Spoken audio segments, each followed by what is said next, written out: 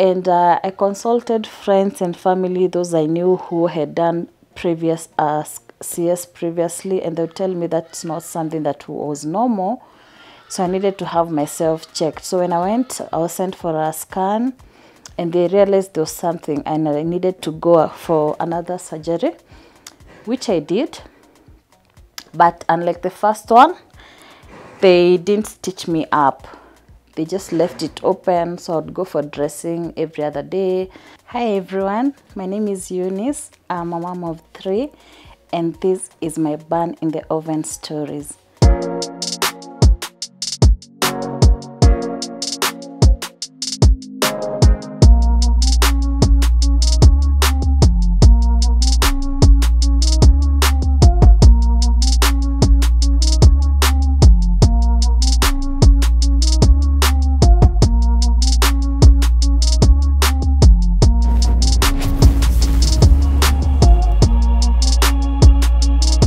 My first born daughter is 17 years old, and I got her when I was pretty young. I got her when I was 19 and still in college. And how I got to know I was pregnant was because I missed my periods and I had cramps. So when the dates missed for a long time, I had to go and do the PT test, and that's when I discovered I was pregnant. Well, like every other teenage girl, I was pretty scared. Like I didn't know if what my parents would do with me, you know, because my mom was very, very strict. But the good thing, my boyfriend at that time, my boyfriend was very supportive, and he told me he would walk the journey with me, which was quite a good thing. And we started off going for clinics at a pretty early pregnancy stage. Early in the months, we went to St. Mary's Langata, and we started off the clinics. At that time, St. Mary's Langata was allowing people to do installments. So we would go for clinics, and if I have 1,000 shillings, we paid, and we continued with the journey.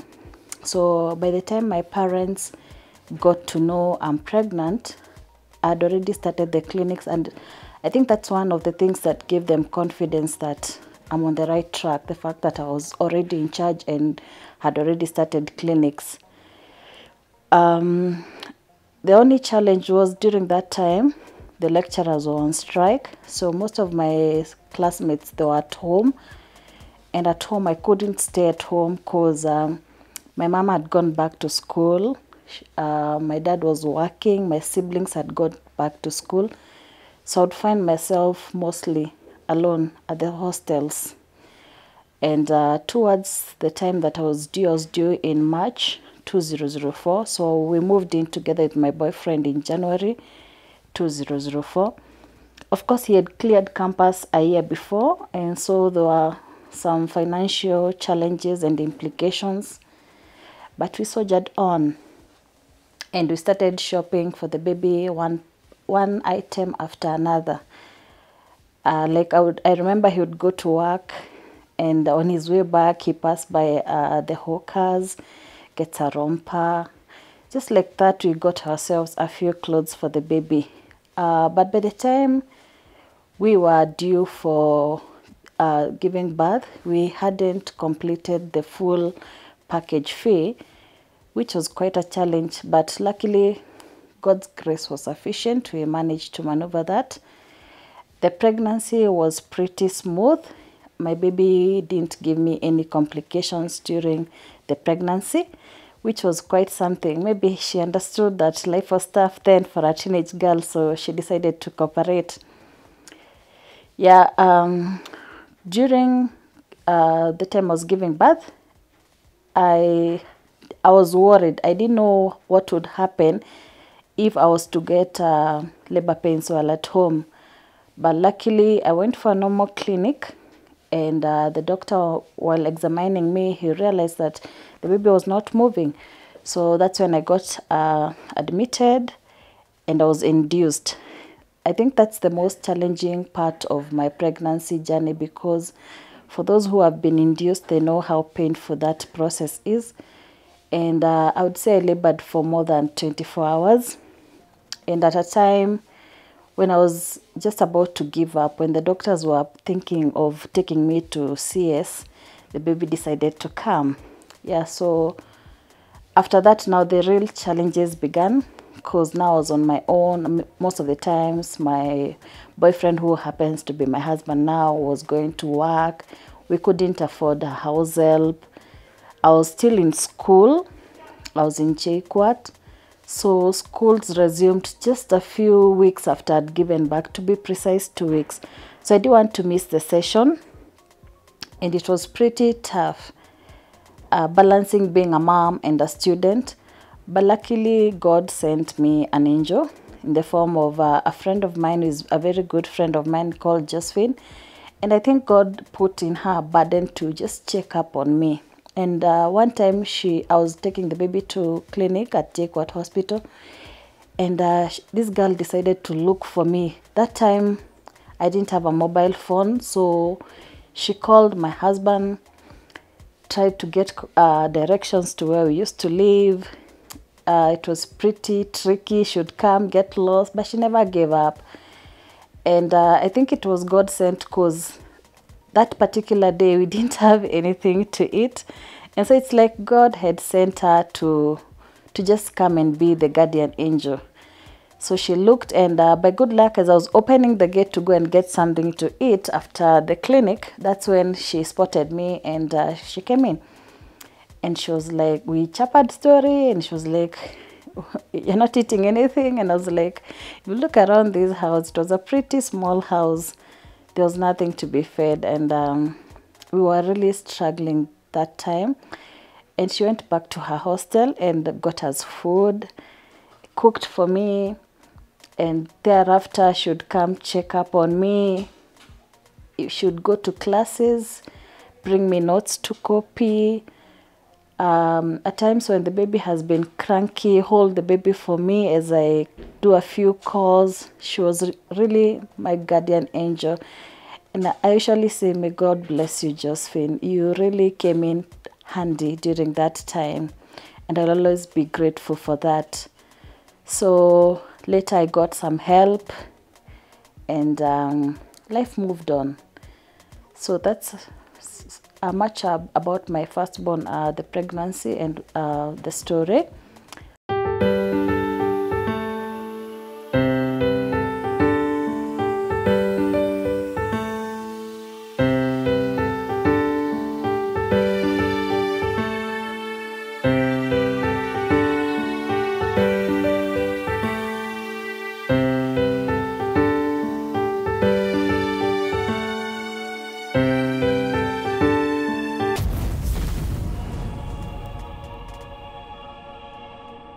For my second-born, my first and second, they have a gap of 7 years. So I think for me, the gap was majorly because I wanted to stabilize and be a bit more stable before getting another baby. So I put a gap of 7 years.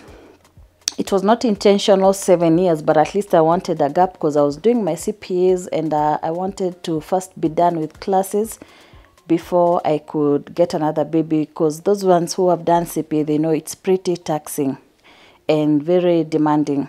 So it's quite a hectic to balance the two, CPA, raising a baby, going to work, but we managed.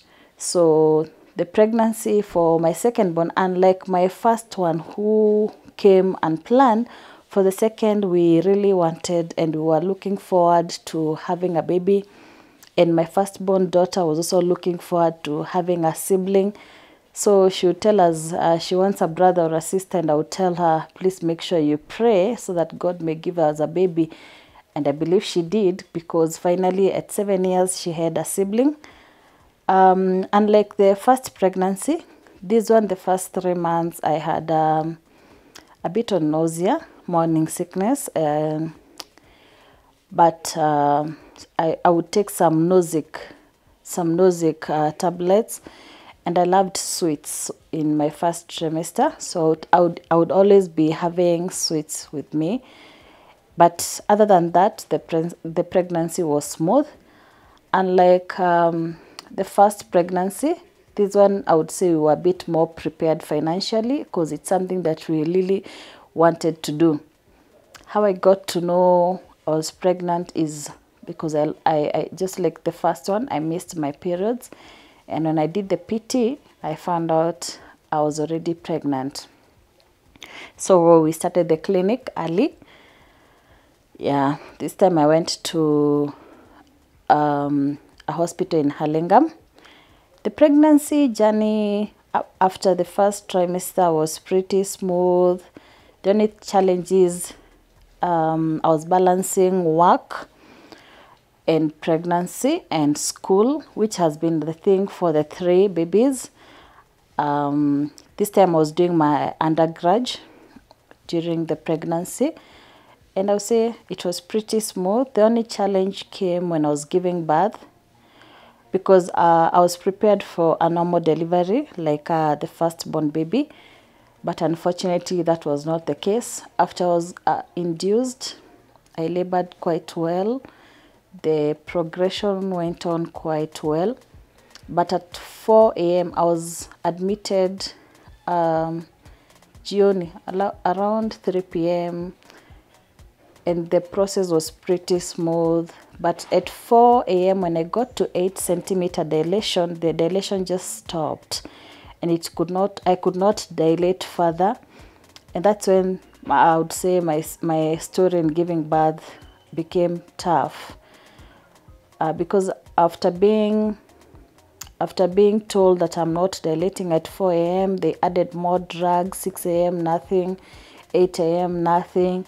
At 10 a.m. I was prepared for an emergency CS, which I was not prepared for. But what I wanted was for us to be safe, both the baby and I, because the nurses had already started telling me the baby's head had engaged and was swelling. Yeah, but I would say in as much as the CS was successful, it came with its own complications, because I don't know what happened. I think they must have forgotten something during stitching or something of the sort, because when I got discharged, I got so much headache. And initially I thought maybe ni maziwa, I don't know, maybe the drugs wearing off for the CS. My feet started swelling, headaches. I would elevate them, nothing. The baby got jaundice, so nilikuwa namuotesha jua, but still bado I'm struggling. I was discharged on a Saturday. I had the pains Monday, Tuesday, Wednesday, Thursday, and I remember a friend of mine called Betty who kept checking on me. It's something that I'll never forget. Betty, thank you. She kept coming to check on me. She was also on maternity leave, and she would check on me every other day. And I remember her telling me on a Thursday, nikikupata hivi kesho, I'm taking you back to hospital. So I was taken back to hospital.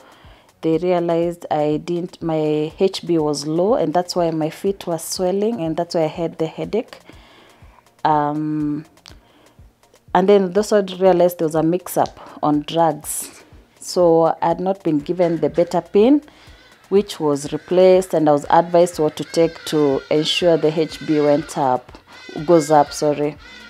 So after that, everything went well until a week earlier. I realized the pain on the wound, on the scar, was not going away, and I would feel so much pain even while walking. And I consulted friends and family, those I knew who had done previous CS previously, and they would tell me that's not something that was normal. So I needed to have myself checked. So when I went, I was sent for a scan, and they realized there was something, and I needed to go for another surgery, which I did. But unlike the first one, they didn't stitch me up. They just left it open, so I'd go for dressing every other day. Waneka tu dawa kwa some gauges and wananiekea. So I'd go for dressing every other day. But after a month, the wound healed and everything went back to normal.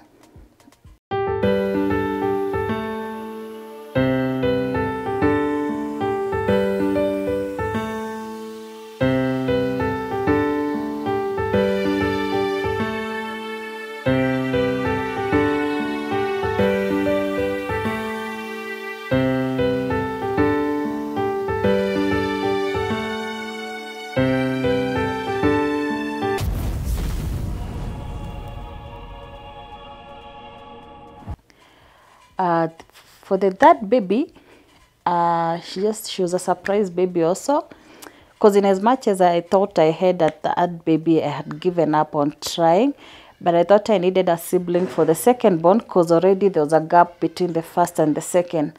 So when she came, we were like, okay, fine. The pregnancy was smooth, apart from a bit of nausea in the first trimester, everything was smooth. This time I decided to have a planned CS because of the previous scar in the second pregnancy. So I would say that baby, I didn't have much complication. I think I was more prepared for it. Yeah, and so far so good. I didn't have much problem even raising that baby, because I don't know, maybe the experience of the other two. And she was a very cooperative baby. She still is very polite, very calm. Even raising her, I didn't have to change house helps in between. The only thing is when my milk production went down and I was keen on doing exclusive breastfeeding, she refused to be supplemented and I had to up my game. Unlike the second one, my son, I would supplement breast milk with none, and he would cooperate. But the third born, she refused that story, so we had to do exclusive breastfeeding. So yeah, I'll say that's my part of my story.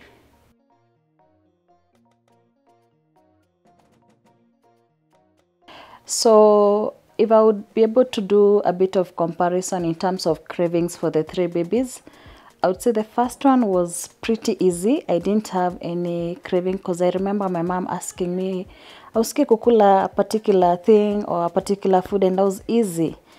So the second baby, like I said, I craved sweets.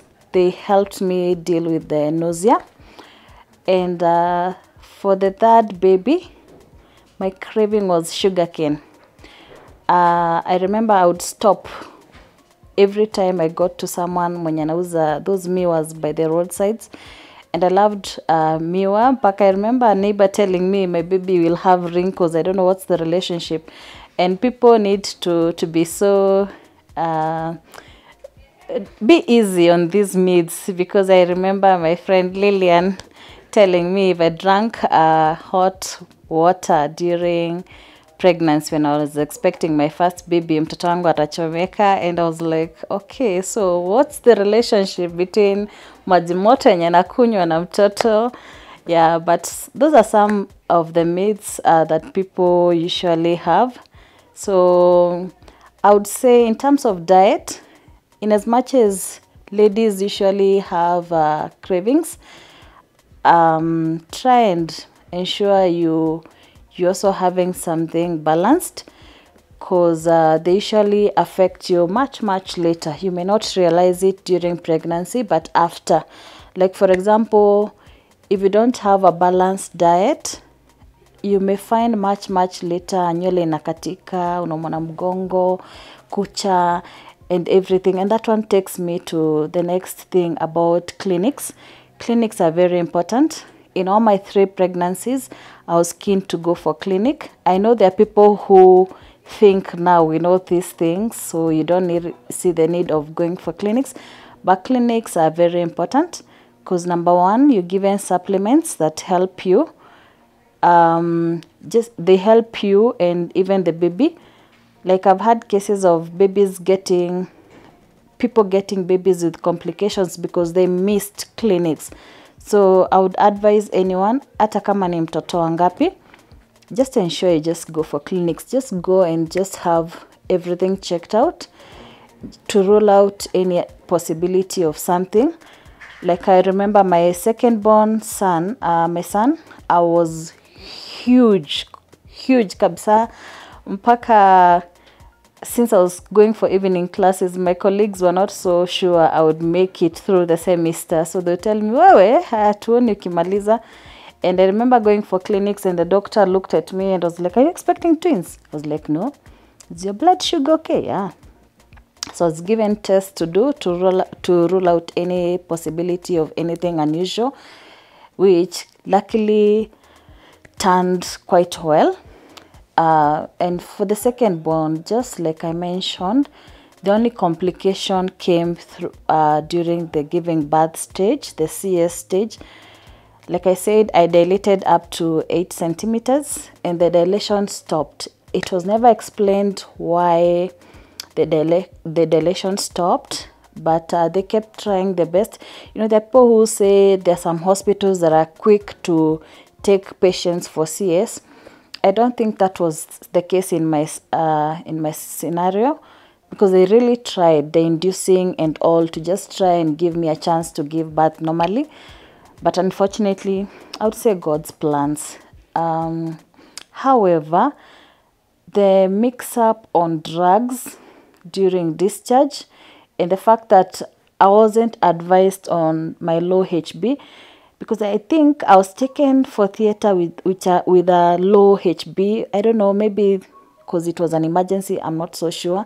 But I feel as doctors, please advise your patients during discharge.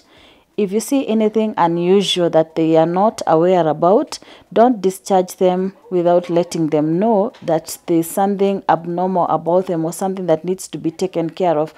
Because now hiyo kumwana kichwa niliumwa because I didn't know what was wrong with me. I didn't know my HB was low. So you can imagine for someone who continues to just take painkillers at home, unasema tu the pain will go away, na ikatae, it may be fatal in the end. So, and as patients also, on discharge, please make sure you understand your bill. Understand even the drugs that you've been given to go home with. Because me, like I said, I had a mix-up. Yes, in my discharge sheet, it had been written betapine. For those who have done CS, you know, we are usually given betapine because of the pain. It's a strong painkiller. But on my discharge sheet, it was written betapine, but I was not given. So ensure on discharge, you're able to check what you have been given against your discharge sheet. If there's something you cannot understand, kwa nini umepatiwa hii, it's always good to find out. Yeah, so I would say that has been my experience. Yeah, and pregnancy is beautiful. And every pregnancy is different. Pregnancy in baby number 1 is different from pregnancy in baby number 2 and pregnancy in baby number 3. So usiende na expectations za expectation ya baby number 1 ndio itakuhapenia. Like me, I went with the expectation I'd give normal birth with my second born, which was not the case. So just have an open mind. Things happen. Be open-minded. And just be prepared. On the preparation, talk to others, mingle with others. Like for baby number 3, by that time, I was so much into social media. I joined those pregnancy groups. I developed a rapport with friends. Some of these friends, we have maintained a relationship to date. We formed a WhatsApp. We would share notes. So if you're pregnant and you don't know what to do, join other people. There are very many groups on Facebook nowadays. So consult. If you find something unusual, talk to your doctor. Always listen to your body. Ukisikia kichwa, don't self-medicate. Just ensure you don't make Google your friend. Make sure you go for checkup and make your doctors close to you.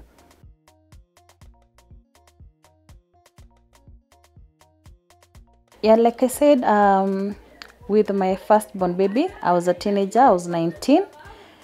And one thing I would like to advise young girls and young couples, mukijipata mko expectant, the best thing is to support one another. Like I said, my husband was very supportive.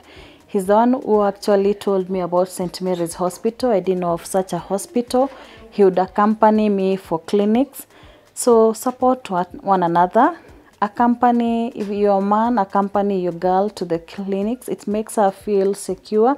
It makes her feel like she's not alone. I know we have a lot of, sorry to use this this term, but we have a lot of deadbeats dads. Unaambia ball imeingia, mwambie hiyo si yako. But if it happens, please support the girl. And it makes her feel secure. This journey at times gets nasty, it gets painful, it gets lonely. So when you're two, it becomes better. Parents, support your young girls. If your young daughter, like I was 19, I'd just joined JQuat. So I was worried. I didn't know what to tell my parents. Actually, I can't remember having a conversation and saying, niko na ball. It's my husband who told my mom. He called my mom na akamwambia we are expecting. So my mom, the only thing aliuliza is, mumeanza clinic? And nikasema tumeanza wapi records? Nikamuonyesha. So the next clinic, she said she wants to tag along to go and see the hospital. And when she saw St. Mary's Hospital, she was happy, she was glad. She knew now I'm in safe hands because the hospital it's a good hospital, St. Mary's Hospital, Langata. So she was okay. Another thing, like I mentioned, financially, we were strained. And what I would advise young couples, usigoje the last month uende ulipe bill ya hospitali. Please start planning early. Luckily, nowadays we have NHIF that covers full pregnancy for public hospitals. We have Linda Mama. So it's good to be prepared. Be prepared for it. And that was my burn in the oven stories. I hope you enjoyed. Thank you.